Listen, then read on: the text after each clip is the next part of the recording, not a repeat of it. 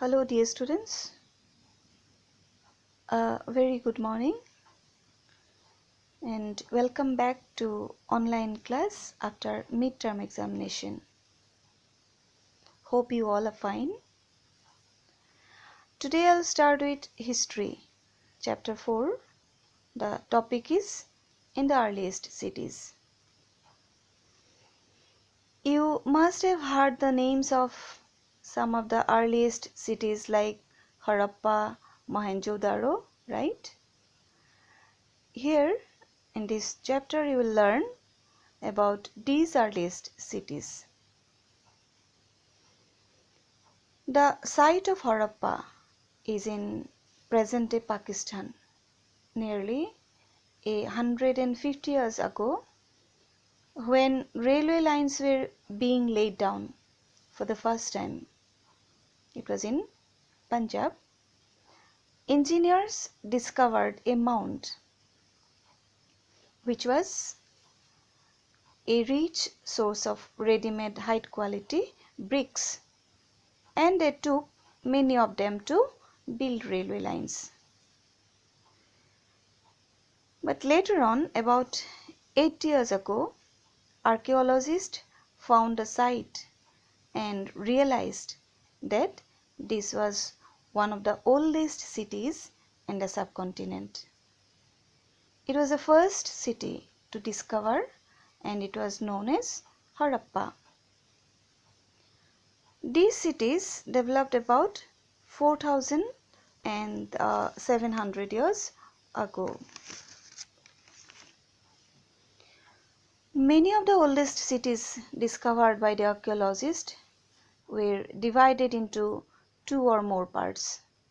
Usually, the part to the west was smaller, but it was higher. And archaeologists described this as the citadel. On the contrary to this, the part to the east was larger, but it was lower. This part was called Lower Town. So you have learned what is citadel and what is Lower Town. In some of those oldest cities, special buildings were constructed on the citadel. Among them, Mohenjo-daro was one of them.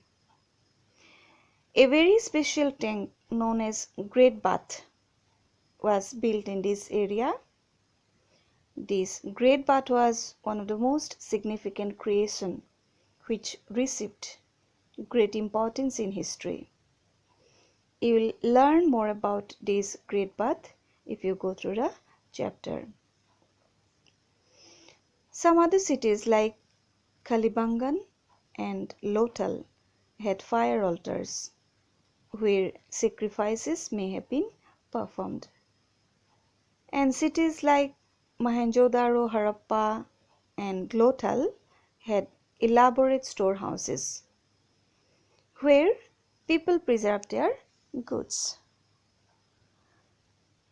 Besides this, there are some speciality about the houses, drains and cities.